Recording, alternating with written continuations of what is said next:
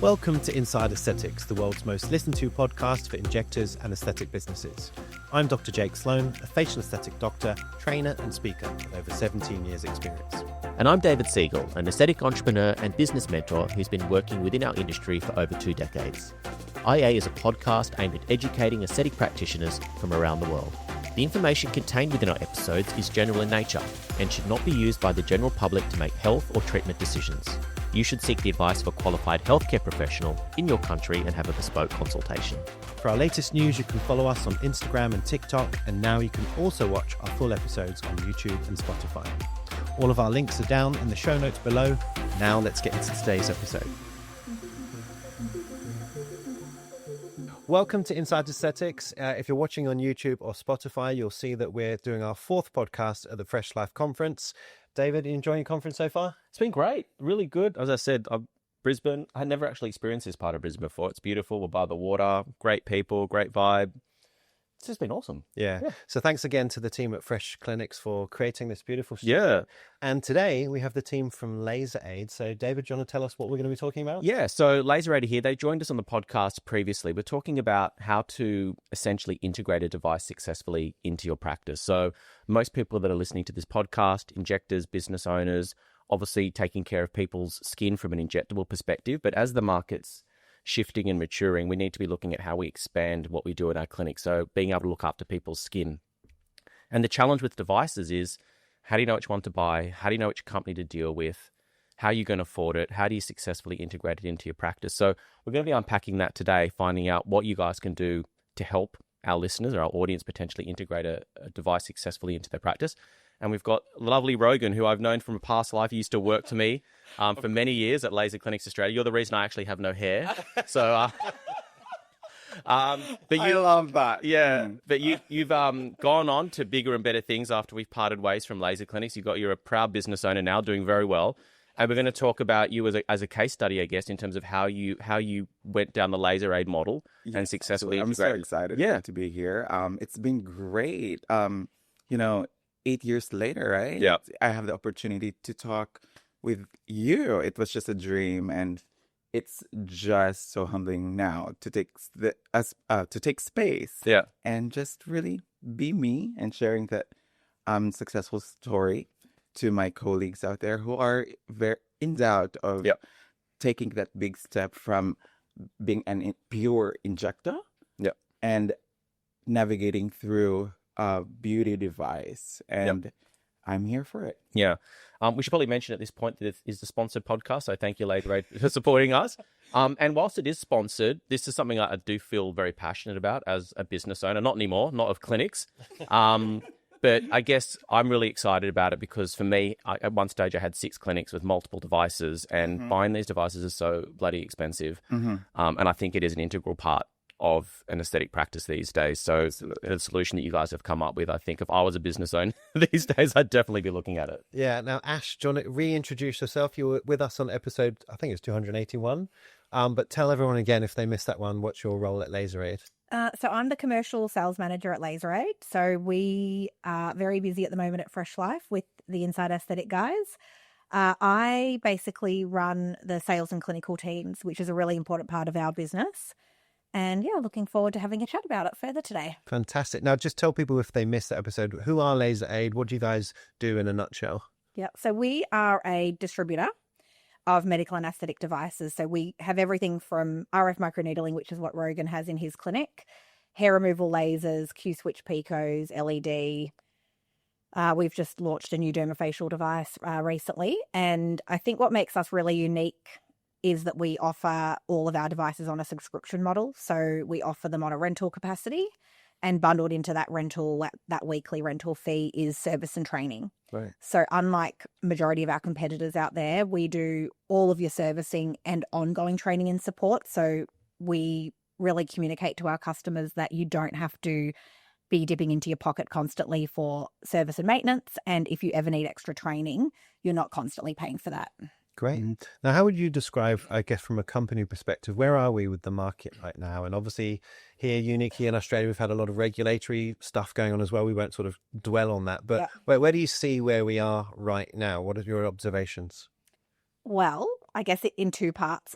we definitely see a real trend towards people wanting that real glass. I think it's been from Korea. We've seen that real glass skin. So everyone wants that super clear, super refined skin. And we can't get that with injectables alone. We also can't get it with device alone. So it's all about integrating device, skincare, and injectables together. So we're definitely seeing that trend at the moment. And I guess alongside that, the issue is that for the last couple of years, we've had really high interest rates. So clinics have seen either clients not coming as frequently or not spending as much per visit. So that's impacting the business. Or we've seen business owners not wanting to be redrawing off mortgages because of interest rates being higher, or they actually can't get finance because of the interest rates being so high and banks being a little bit more risk adverse at the moment. So that's definitely what we're seeing. I have been at Laseraid for just over a year. And one of the reasons I joined Laseraid was because of the business model, because I did work for a manufacturer prior and saw that it was getting harder and harder. People really wanted devices, leads were coming in, but the conversion rates were low because people weren't wanting to invest in devices and paying, $100,000 for a piece of equipment. So that's definitely what we're seeing at the moment. Yeah, I can see you nodding your head, Rogen. Are you agreeing with all of this? I can see actually the truth to what Ashlee's telling us. However, from my perspective, I always have the sense of, if you're not doing it today, what's the end result to that? It's about overcoming that fear, really, for fear inhibits us to grow. And I myself has been in the industry for so many years that I cannot just rely on my injectable skills. I somehow master my own craft in the field of fillers or the Botox. And for me, being diagnosed ADHD and being medicated allowed me to have that mindset of, how can I mitigate this risk by taking space of being just out there, overcoming the fear and providing results that are not just mainly plain injectables, but as well as devices. And I kid you not, we were there in Thailand last year, and I was hungry for what device to incorporate in my practice, knowing what's the latest, what works for different type of skin from your Fitzpatrick 1 to 6. I've already done my due research, and voila, after that, week later, I sign up to Silfirm. Yeah. So just to clarify, you're talking about Thailand. We saw you in Thailand with another laser company. So you were doing your research, literally traveling around the world, which is good. Yeah, it's good. I was already there. Yeah. So a question for both of you, but I'll start with Ash. So you spoke about the challenges with the economics. So coming up with the money, patients spending less. Do you think potentially there's also like an expectation from patients now that when they go to see their cosmetic injector, that they're going to be able to look after their skin concerns as well? I mean, I'm of the assumption that people that come in for Inject are probably getting their skin treated somewhere. If it's not with you, it's somewhere else. Do you think that people are maybe starting to realize that that's kind of the expectation now from patients as they become more sophisticated? I think, and I was going to say with Rogen earlier, that if Rogen didn't decide to invest in a device, those clients would be going elsewhere. Exactly. And I think at the moment, even if I look at my own behavior, I'm probably spending a little bit less on injectables and trying to spend a little bit more on treatment. Yeah. And I'd say that's probably the behavior that we're seeing at the moment from patients as well.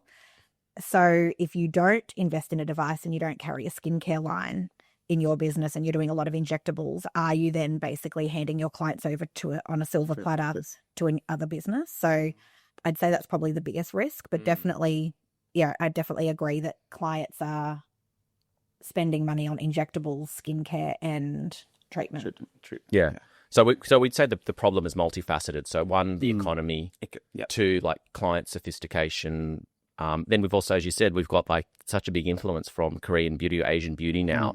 In terms of people's understanding of having good quality skin. It's not just about augmenting someone's features or, knocking out a line or a wrinkle. I mean, Jake, you work at a multidisciplinary clinic and you don't treat skin, but you've armed yourself with enough knowledge to be able to refer to other members within your team. You've done things with your consent and patient gathering information process where you actually have set up quite a good system to be able to refer people within the practice. And so maybe, I mean, what do you think? I mean, you're going to have a workshop on this later as well today. So. Yeah, we'll be with you guys at 2:30 with Rogen. Yeah. I was just sort of listening to your conversation that you're just having, guys, and I remember working at LCA with you. Yes. LCA, I met Rogen at LCA, and in fact, I met Ash at LCA because you used to come to our clinic. It's like very small and incestuous world, yeah. I remember when I first was an injector, if someone came in for a skin concern, I would panic and go, "Oh, that's not my thing. I don't know," and I didn't know what to say. And us injectors weren't armed with that information. We really weren't. So I think we've all sort of had to do a sort of self-discovery journey of sort of dermatology 101 and what's a laser and what's pigmentation and what's rosacea, uniquely to Australia, what's happening to people's skin. Exactly. So, if you're a new injector, I guess what I'm saying is you can't afford to not know, but it's going to take time to obviously understand all of that. Yeah. So, so we'll talk about that in your workshop later. Yeah, totally. So in terms of like the increased market competition, this is to you, Rogen, did you sort of feel the pressure from people around you that you needed to maybe start introducing skin, or is this something that you instinctually kind of felt within, what you're talking to your own clients about and what you were seeing the behavior, the pattern starting to move towards? It's actually embracing the fact that consumers' behavior change and they tend to follow the trend. As we all know, healthy skin is in. And this is back in the day when Cassandra Smith. Yeah. I would shout out Cass. Hey. Yeah. So, it's about the canvas and the artist. Yeah. For an artist to begin his masterpiece, it has to have a beautiful canvas. And the canvas is the skin. Imagine someone who's had this crippling skin and they come in there for a filler treatment. How's the outcome would be in the case of you, Jake? Would you inject straight away? Probably. Totally not. But in the day, you would. Oh, yeah, I'll do it 8 years ago. But as I evolve, I become focused onto the holistic approach. Rather than just giving the patients or clients what they want. I'll stand by saying, here's we can begin. I understand that you have you're aiming for a beautiful lips. However, lips is like the picture frame. We need to have a beautiful frame. And how can we start with that one is to have a better framing and a good canvas. Totally to agree. work with. We're going to be talking about this a lot this afternoon. Yeah. No, but it's right. Yeah. I think what you're saying is patients don't actually sometimes understand what beauty is. Or healthy look is. And, if they follow a trend, that's fine. I understand why they do that. But it can make them look worse, actually. And then you do exactly what they don't want, which is to look unnatural and weird and people talking behind their back. So sometimes as an injector, you've got to take control of that consult and actually guide them, be their ambassador, I guess. Yeah, absolutely. Because this is where I think Canberra demographics are as well, which is quite helpful. They want a very natural look. So conservative market. It's a very conservative market. And when you provide that result for them, they talk. And once they talk, it spreads like a bushfire. And I think that's where it becomes more successful. Yeah. I think too, like clients or patients are actually associating pigment and redness more with aging these days as well. Whereas, 10 years ago, they would ignore redness or vascular or pigmentation and just focus on smoothing and filling. There's just a shift across so many different areas of the industry. You've got the wellness, integrative health side of things. People start talking about hormones, and there's so much. The biostims, PDRNs, and there's so many products now that are focusing on skin quality. And then at the same time, we've seen the reduction in fillers. And, Jake gave quite a good talk yesterday around, are fillers dead? No, they're still there. They're still great, but they're not the tool for everything. I think that's we probably use them incorrectly. We use them too much for the wrong indications. Yeah, absolutely. Yeah. So, I mean, maybe we can sort of wheel you back to devices, Rogen, because, you introduced one recently. So, when you were injector only sort of clinic, at what point did you go, this isn't enough? And what things did you start looking at before you made your decision to obviously work with Laseraid? Well, it's having a checklist for me. It's like what are what particular device that I can invest that address first six types of skin, which is the Fitzpatrick 1 to 6. Secondly, is there any downtime? If there's minimal downtime, that's it. Because the behavior of my Canberra clients, shout out to my Canberra clients, they, as much as they like to have a downtime, if you can have a less downtime, they'll sign up for it. Yeah. And obviously, results and safe parameters. Results mean you do not get that on the first treatment, but it should be progressive. Because if you get that no downtime risk or very minimal, clients will come back because they understand that when it comes to skin journey, it doesn't happen overnight, isn't it?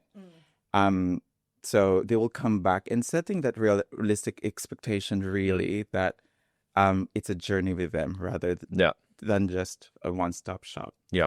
Who's your demographic? Do you see a lot of Filipino, or is it Caucasian Australians? Like it's more of it's very multicultural for me. Yeah. So I have the darkest of the dark tones. Clients who were born and raised in South Africa, then the Fitzpatrick 1. So I want to cover all those multicultural clients, because if you think about it, Canberra is very multicultural. It is. I mean, there's a big Sudanese community in Canberra as well. So it's a melting pot of like lots of different cultures in a really small area. So, okay, so I think we've established that, there is a need for a device in clinics. Yeah. I guess the next challenge is, well, how do you select the right one? Because honestly, there are lots of great devices. There's lots of great device companies on the market. There's no shortage of technologies that might be suitable for your business. Yeah. But I think the challenge is, well, who's the right company for you? Who do you sort of connect with? Who's going to look after you? There's so many things to think about in terms of, service, supporting you in terms of education, helping you successfully integrate the device into your practice. So talk us through like your checklist. So, what kind of device, and then what kind of company did you want to work for? How did you sort of, work your way through to the point where you came to the conclusion that this was the decision that you wanted to make and go with Laseraid? Perfect. And that's a really good question. So first and foremost, it's a device that would really cater the Fitzpatrick 1 to 6. Yeah. It basically is having a good consumer spectrum to cover for that device. Secondly, is it the latest? When was it manufactured? Where is it coming from? A third is which manufacturer or which distributor is it coming from? And I was so lucky that with Laseraid, they have the Silpherm X. And Silpherm X is actually, I would say, the safest when it comes to radiofrequency microneedling. It's quite popular in the US back then, as in a year before I touched base with Laseraid. I did not know that it's with Laseraid. So I know it was Silpherm X for me because results are speaking for themselves. There's a lot of doctors, practitioners from the US, South Korea, even in Thailand that speaks highly of it, and they are not paid partnership. And then second of all, it's the no downtime. And for me, it's about, I need to get my hand on it. And then it so happened it's with Laseraid. And from there, I was like, perfect. Because I remember Laseraid, they are in partnership with laser clinics. They're the one who service the lasers there. And it's like, this is just aligning with what I wanted for a device. Yeah. So yeah, that's how I came across with Laseraid. And it was a bonus because it was, they have a scheme, like rent-own scheme. And for me, it's like, oh, great. This is a risky move. But when you have that, basically a principle of try before you buy thing, why not? Yeah. You will never see the results until you step move forward.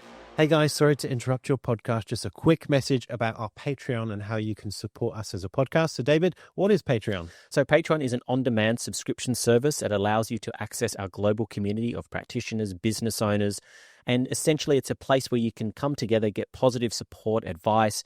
Whether you're a beginner or an experienced KOL, there is a place for everybody. Yeah, so if you download the Patreon app, search for Inside Aesthetics, there are two main options to subscribe. You can become a free member where we can communicate with you, share our news, involve you in competitions, etc.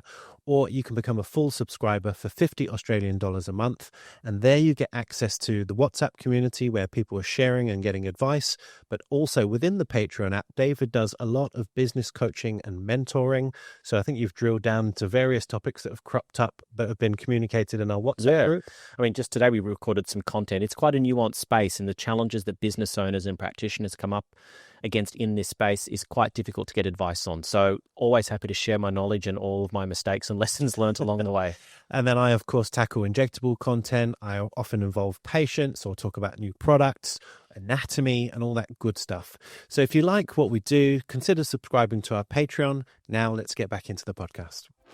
So from your perspective, maybe from a company going into clinics, and Rogen's obviously done his homework, but you probably meet clinic owners who aren't as researched. So how do you guys sort of help those clinics who need help identifying what device they need? Yeah. Well, I've just been dying to say while Rogen's been speaking about that Silfirm X is also very complementary to what Rogen does in his business. So when it does definitely treat Fitzpatrick 1 to 6, but it is so great for injectors because it complements everything that you guys are doing in your business, which probably led you to RF microneedling as well.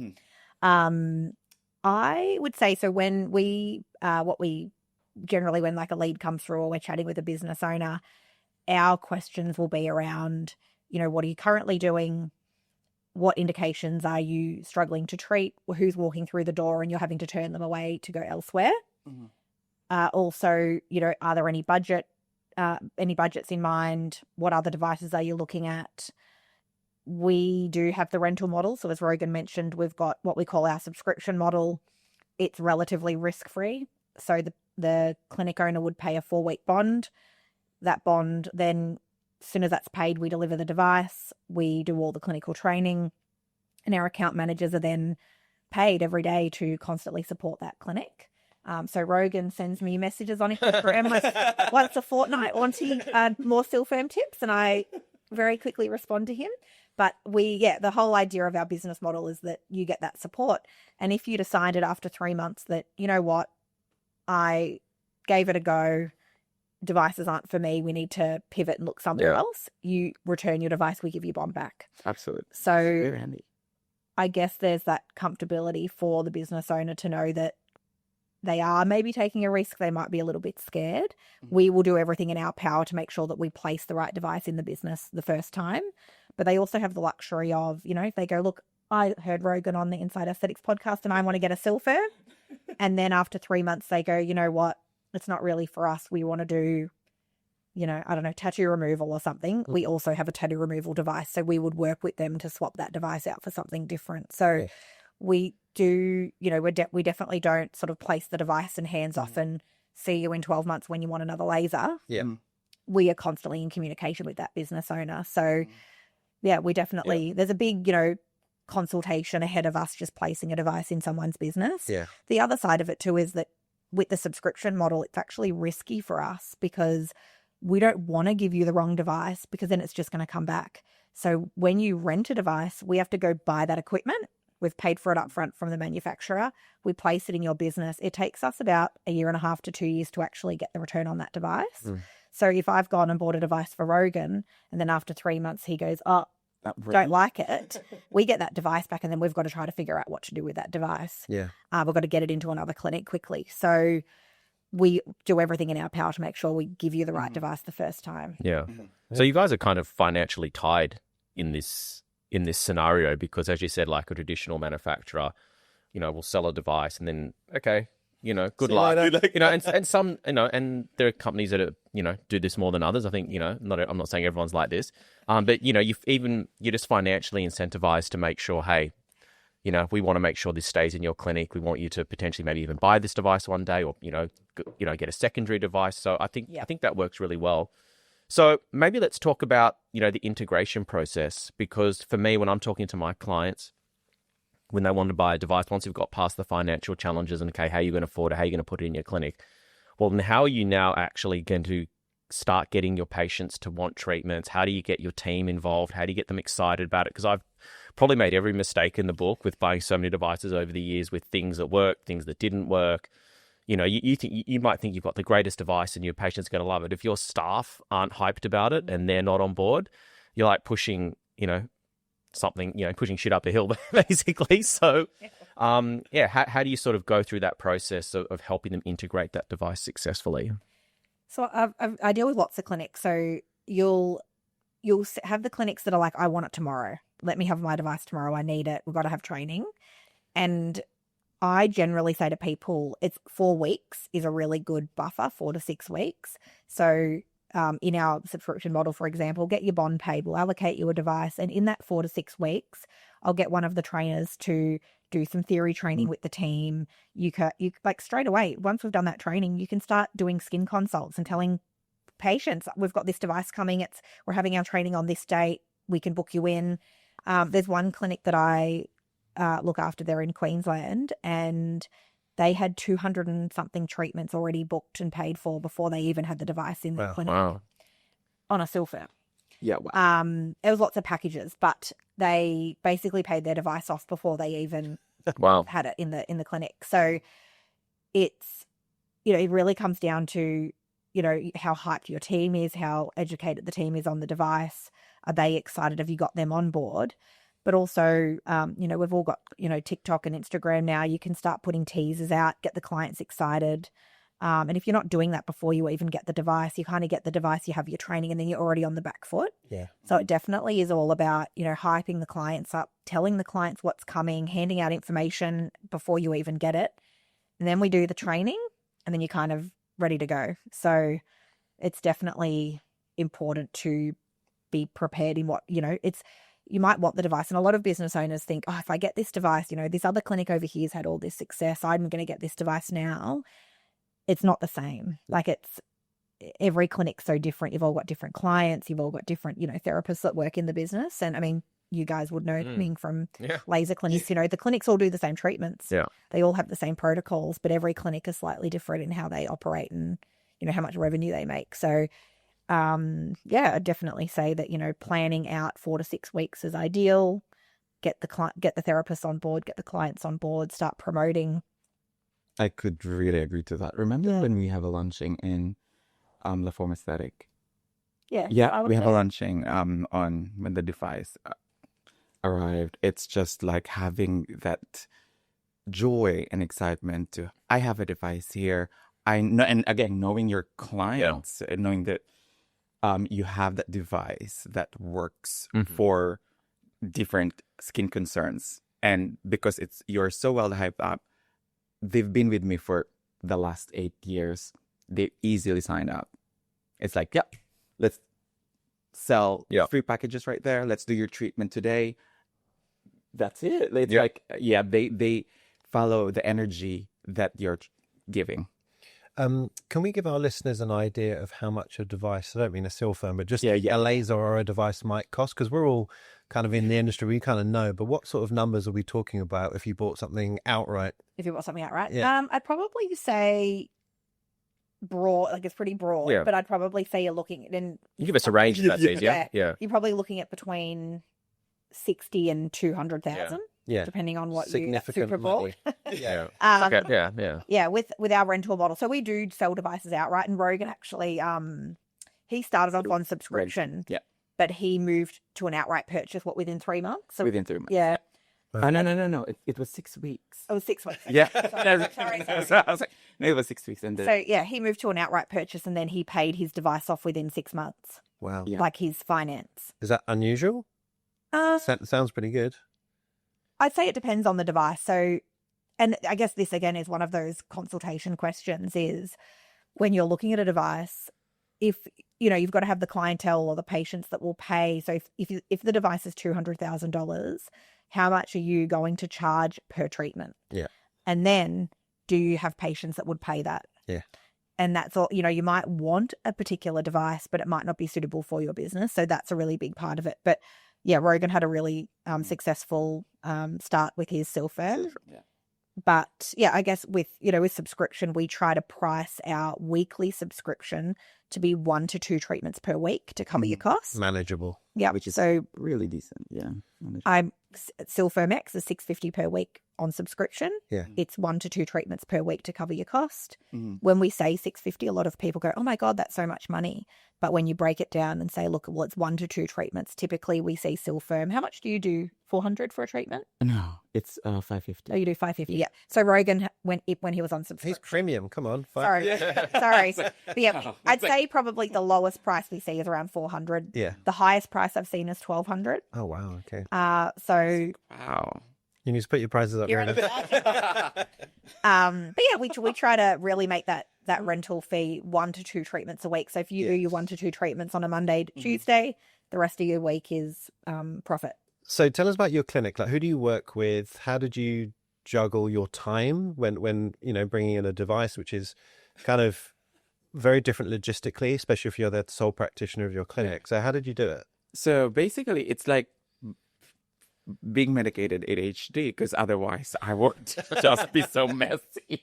I have been in his clinic and witnessed what he does. Yeah, so it's again, time management is quite important, and checking out my calendar if I am able to cater more clients. I see clients probably on an average 8 to 10, and how can I work with that 8 to 10 clients by adding up another device, which will need another 30 to 40 minutes. Yeah.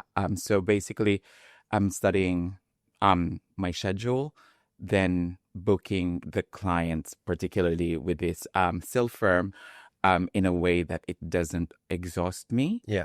I work obviously with my work wife, Kathy. Hi, Kathy Bates. La Forme by Marrakech Cosmetics. She used to work at laser clinics as well with me, yeah. So basically, Kathy, we share this space. She's focused on the wellness. I'm focused onto the devices. Okay. So it's like a very, how would I describe it? It's like we work hand in hand. Yeah. Though we have our client base and referring to that. If I have something that needs some weight loss or wellness, I will give it to Kathy. And with Kathy's being an instructor herself, if there's anything that would an interest from her clients about improving their skin quality, particularly from that superficial level, something that out of her tools that she can provide, she refers it to me for a Silpherm treatment. So that's really handy.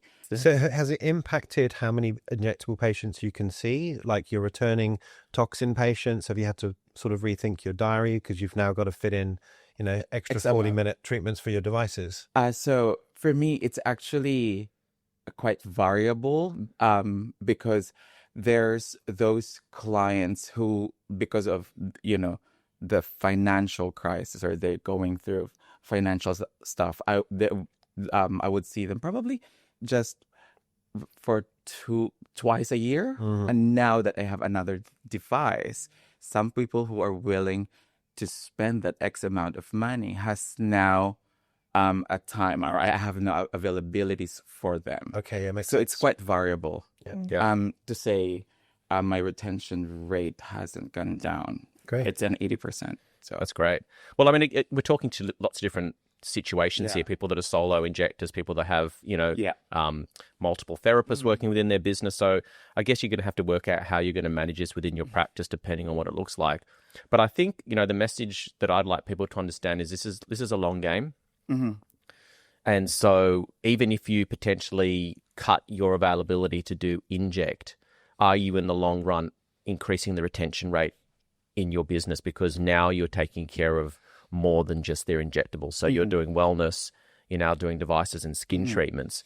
So yes, maybe you won't be able to see as many inject patients in a day, but your business is growing, your retention's increasing, you're probably going to potentially could bring on staff in the future. So it's more than just about how much money you can make on the day. Absolutely. It's about, how am I going to hold on to these patients in the long term? What's the lifetime value of this patient across like multiple modalities now? Yeah. And have you thought about that moving forwards? Would you maybe delegate the device to someone who just does that day in, day out?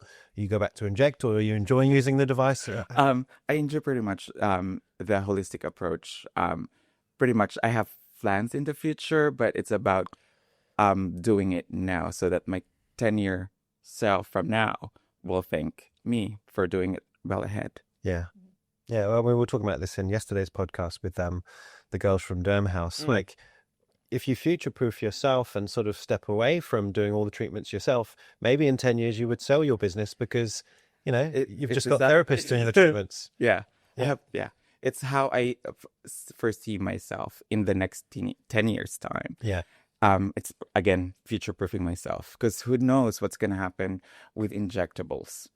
Maybe in the next 2 to 3 years, nurses are not allowed to inject anymore. So what are my options available on hand that I started now? Yeah, it's a You're really good scaring point. everyone that's listening. It might be scary, but it's a valid point. Yeah. It's being practical. So at least I have already the device that I've become a master to. Yeah.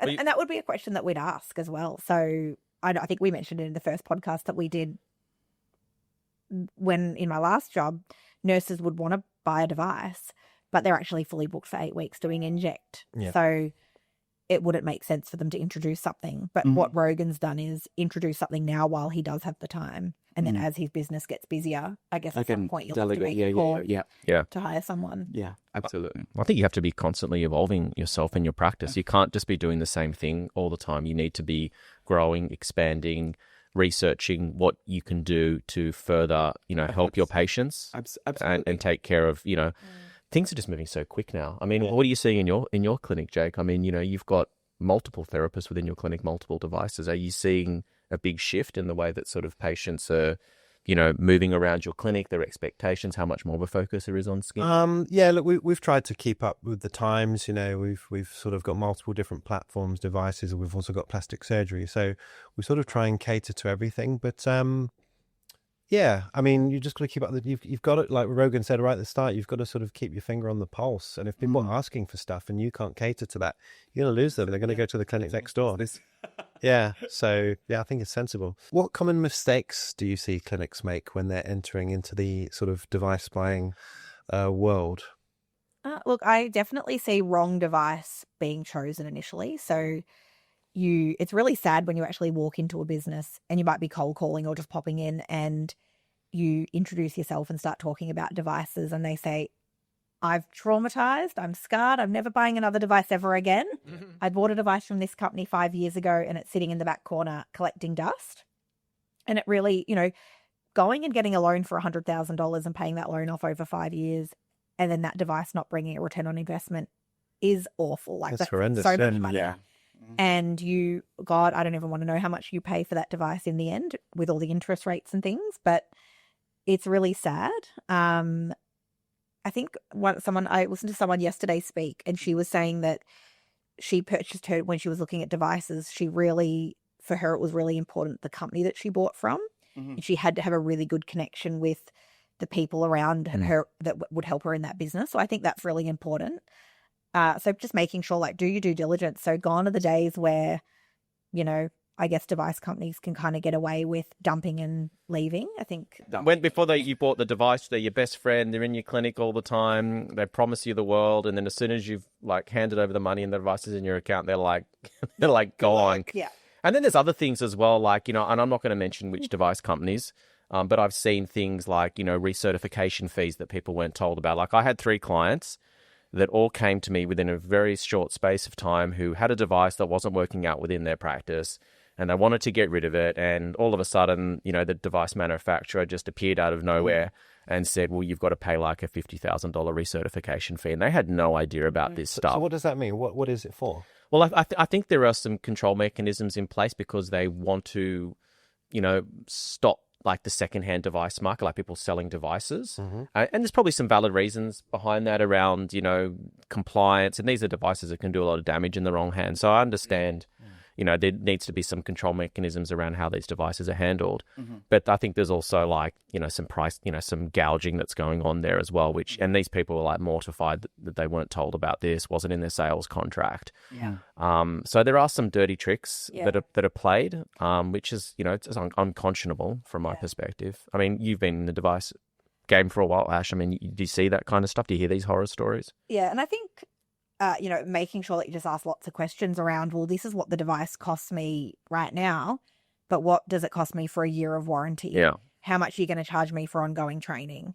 And have all of those things in writing to fall back on, because we've seen lots of manufacturers, I guess, say, oh, this is how much it costs, and you get all excited, you get really roped up into the hype, and you might follow a, plastic surgeon in America who's doing great things with the device and you want it. But just making, it might be right for that particular person in the US, but is it right for you? And I guess really having a good think about, okay, this is how much the device costs. This is how long it's going to take me to get my return on investment if I charge this for the treatment. My client's going to pay this for the treatment. And then once you've done all of that work and you still think, okay, this device is for me, if you're paying that device off over 5 years, what are your monthly repayments on that loan? But then once that 1 year of warranty runs out and all your training's been done, what is the likelihood of that device going to cost you on top of your monthly loan repayments to keep it going? Yeah. And they're all the things that you need to consider. That's a good insight, by the way. Yes. Which I did not take into consideration. We'll talk about it later. But the sales I made speak for itself. But these are the mistakes that we see, is people not, I guess, asking all these questions before they get a device, and then they have their 1 year of warranty expires, and then all these things start popping up. Yeah. And look, devices. There's no device on the planet that doesn't break down. They break down. David would do it. And I think, little thing, well, they're not little, they're actually big things, but wanting to know, okay, so if I do have a breakdown, especially when you're in Canberra, how quickly are you going to get to me? Because if you have a laser down for 3 or 4 days, well, how much revenue is that costing you? Yeah. And does your business rely on headache. Headache and patients getting annoyed and reschedule. Especially if you're busy, you're going to know how to reschedule them. Where are you going to find the time if you've already got a fully booked clinic, Yeah. So asking questions like, how many service engineers do you have and where are they located? And right now, what's your uptime? What's your basic uptime on the devices that you already have out in the field? Yeah. Do you have clinics that are waiting 2 weeks for a service tech to show up? Yeah. So they're all the things that I'd be asking if I was. Well, yeah. And I mean, to go one step further with that, I mean, when you're doing your research and you want to select a device for your business, I would always encourage people to, just hop onto Google and look up the device that you're looking at and find a clinic that has it and call them. Don't call the people that the company give you. I mean, Rogen's here as a case study, fine. But I mean, beyond that, go and find random people, maybe in different states, and just go, what's it like working with this company? People will probably, be quite happy to tell you. Yeah. And do your own due diligence. You can't just rely on everything to be handed to you on a silver platter. Like, be a bit, do a bit of investigative work. Yeah. When you got your device, Rogen, so you pay your 4-week bond, I think you said, and you're paying roughly for 2 patients a week back to Laseraid to start paying off the device as like rent. Is that right, Ash? Yes. Yeah, rent. And then what happens in that sort of interim period? Like, how much training does Rogen need? How many sessions? What sort of feedback are you guys giving each other? Like, just walk us through, I guess, onboarding a new device. So basically, when that device arrived, I have chosen 3 treatment models. And who are these treatment models are different Fitzpatrick, different areas of concern. Yeah. I started with the anti-aging one. So she's a mature client on her 60s, doesn't want any filler, doesn't want any Botox, just want to have a skin treatment for her to just feel fresh. Yeah. Secondly was Esther, our lovely Esther. Oh, at least to work She's with a us. Fitzpatrick in between 3 to 4, so I was testing it Yeah. with a darker skin tone. And her area of concern was this submental fullness. And another one was actually he's half Asian, half Caucasian, and his area of concern was the acne. And this allowed me to engage as to what is the capacity of this device I have 6 weeks to prove its efficacy. And with these chosen models, what are their feedbacks? And if this device works, I'll take it. Yeah. And if it doesn't, I'll return it. Oh, were you just? And again, I'm allowing my clients to, speak the truth because this is an expensive investment. Yeah. And 3 of them, it's like the first question I ask them is when they come back for their review, would you go for your second treatment? Yeah. And all of them said yes, because I saw an improvement. I will be happy to pay this X amount because even on my first treatment, I am seeing an improvement. I wish I could post the before and after, but I guess it's quite limited with our posting nowadays due to restrictions. But yeah. And they said, yes, I'm happy to come back to continue with my treatment. And that to me speaks volume because it allowed me to have that courage to continue with the device that I've chosen. Yeah. I'm not giving legal advice here, guys, so don't listen to me, but I would have thought with a device, that's the perfect time to maybe use your before and afters because it's the S4 drugs where there's the issue with the before and afters. And maybe that is an avenue for clinics to differentiate itself. That's my understanding, but maybe have it. Nobody can. But ask your lawyers, don't. Yeah, I know. It's like, it's quite scary, but I'll You're being ultra conservative, which is very sensible. Yeah, I understand. Yeah. Generally, what happens is, so depending on the device, you will get in anywhere from 1 to 4 days of clinical training. Yes. Mm-hmm. On Silfirm, we normally just do a day. Mm-hmm. We get your device delivered. We'll do a day of training. Yeah. Then the account manager will just be touching base. If it's something like a Q switch or a Pico where there's lots of indications to learn, it's a little bit more complex. Yeah. You might do 4 days of clinical training over a 6-week period. Mm-hmm.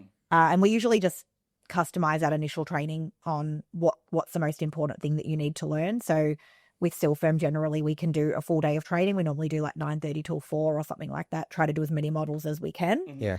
If it's something like a Q switch, we'll do, if pigment's the most important thing, we'll do like a day of pigment, a day of tattoo, day of skin toning. So it varies. Yeah. Okay. Rogen's obviously in Canberra. We don't have someone based in Canberra, but his account manager will be touching. Well, Holly's actually just moved to Queensland, so she's in Queensland now. But you've got Danae and Courtney in New South Wales. Yeah. So Danae would visit Canberra sort of every sort of 8 to 12 weeks. She'd reach out to Rogen when she's there to do some more training. But Rogen can call us anytime for more training. Yeah, okay. So, I was going to say, because I'm quite a cynical person. If I was going to even just rent a device, I want to see more than one case study. I want to do, like you said, a whole day. Yeah. You get like 10, 15 patients feedback, which is great. So it's glad that you're doing that. And you can also like lean on us too. So a big part of our support is, if you do have an adverse in the clinic, like things happen, you would from working in your clinics, adverses happen. And, we can support you through the adverse, giving you advice. If we often see therapists that have caused an adverse or nurses or whoever be quite stressed about then going and using that piece of equipment after that adverse has occurred, so we can go back and do some more retraining. We also find the biggest thing that I've found is when you do only 1 day of training, the theory kind of goes in one ear and out the other. People can only retain so much information in that time. And then they're just so excited to get their hands on the device. When you go back 3 months later and say, let's do the theory again, they're like, oh, so bad habits already crept in, have they? Yes. So it's good. It's really good to have that constant sort of retraining as well. So, but that's generally what the process is. You pay your bond, get your training. Yeah. Do you have any online resources, or is it all in person for your We're actually working on that. So that's Lainey and I are working on that at the moment. So we're in the process of pre-recording training sessions and we're building a back end of our website. So our customers will have a portal they can log into. Great. And there'll be videos, marketing material, clinical papers, all that sort of stuff in the back end. At the moment, we send that to you when you get your device. Yes. But we want to have a portal where they can log in and access it. But that's all coming. Maybe we could put some of that in our Patreon to show people. Yeah. Particularly the clinical. Yeah, the clinical papers are great. It's quite imperative, really. But there is, by the way, because I did my due diligence. Great. So talk to me a little bit around the process of someone renting the device and then going to purchase. what happens with the money that they've paid for the rental? Is that sort of just gone, or does that money actually potentially go towards the purchase price? I remember we discussed it, but I can't remember what the details were. Well, yes. So with that rental bond I made, it's actually deducted to the full price. Okay. When I decided to, I'm gonna buy that outright. So it's that X amount of rental bond minus the agreed price equals the full amount. Okay, so let's say the still firm. Let's say it's $80,000 for a still firm. You start paying rent. You've paid off $10,000 worth of rent, and you call Ash and say, "Hey, Ash, actually, let's get married. I actually want this device now permanently." So, are you saying that device purchase price is now $70,000 they paid off? No. Okay, so how? So what we do is with our subscription fleet or our rental fleet, they circulate. So generally with Silfern, because it is our most popular device at the moment, pretty much almost every rental customer is getting a brand new one. Yeah. There might be the odd case if someone's returned it and then you're the next rental customer, you don't get a brand new one. And we're very transparent about that. If a customer, say for example, they got a brand new Silfern, they rented it for a year and then said, right, I want to buy it outright, we would not necessarily let them use their rental payments to, deduct from their full payment of their device. But we would say, okay, that device we normally sell for this, but it's now 12 months old. It's essentially secondhand. Yeah, makes sense. You're not going to buy, Right. When you buy a brand new car, it's very different to the price you pay Yeah, of for course. the year-old. Yeah. So we would give you a price based on what that device would cost if it was secondhand, not brand new. Yeah. Sure. So current. So You just got basically yeah. current market value. Yeah. Correct. Yeah. So we definitely don't. Sorry. Or someone might say, look, I didn't get a brand new device when I started renting. It's 3 years old. I'd really prefer just to get a brand new one. Yeah. So we would say, okay, well, the best price we can do on a brand new one's this. And we would absolutely honour that because they've been a customer, sure. current customer. But yeah, basically, we don't necessarily go, okay, you've paid $10,000 for rental. We're going to deduct that. We just give you the best price. Okay. On a Makes sense. That makes complete sense because how I did it was obviously a new device. Then I have 6 weeks to prove if I'm going to rent versus buy it outright. So it really makes sense to me. So final questions, I guess. Rogen, to you first. What would be your biggest piece of advice for people listening who are still in that limbo of deciding whether to or not to? What would you say to them? The greatest enemy of success is fear. Mm-hmm. And for us to be able to get out of that on a fear mindset is to do study or their research, be in partner with a company that lessens that risk. It depends on who, but for me, it's Laseraid because of their rental scheme. And just have that growth mindset really as a sole injector who's just focusing on cosmetic injectables. I took space to just put myself out there, follow the trend, and have that capacity to learn each day. Really good advice. And Ash? As Rogen mentioned, we've got the rental model, so it's really risk-free or relatively risk-free. I usually say to people too that if you are nervous that I'm telling you everything you want to hear right now when I'm not going to follow through, you can return that device. So if we aren't going to follow through with what we're promising, then you can return it. And my job at Laseraid is to make sure that we don't have subscription churn.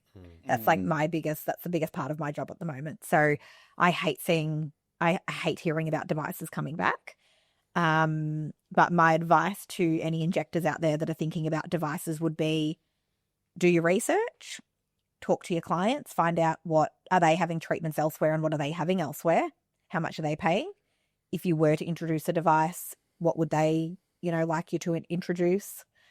And just speak to lots of different companies and chat to them about, what solutions do they have? What does their after sales support look like? Yeah. How are they going to support you in introducing that piece of equipment? And do your research, within Googling and like David said, getting some references from non-KOL. Yeah. There's so much you can find on the internet these days. Yeah. Everyone's pretty collaborative these days, I find. Yeah. You could reach out to someone on Instagram and I'm sure that no one would have any issues sharing anything with you. But yeah, make sure that you work with a company that you feel comfortable with, and try to meet a few people from the company as well. Try to meet who your trainer's going to be, and meet the salesperson. And Richard, who's our CEO, is always really happy to come out and meet customers as well. But you need to get a good feel and have a good relationship with that person. So Fantastic, guys. Thank you again for joining us, Ash. And it's great to spend time with you, Rogen. Yeah.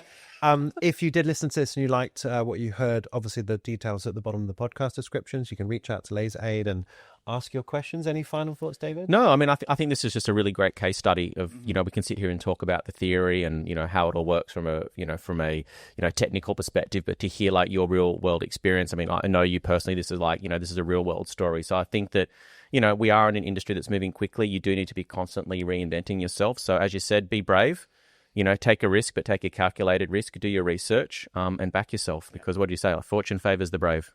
There you go. Thanks very much, guys. thank you. Thank you.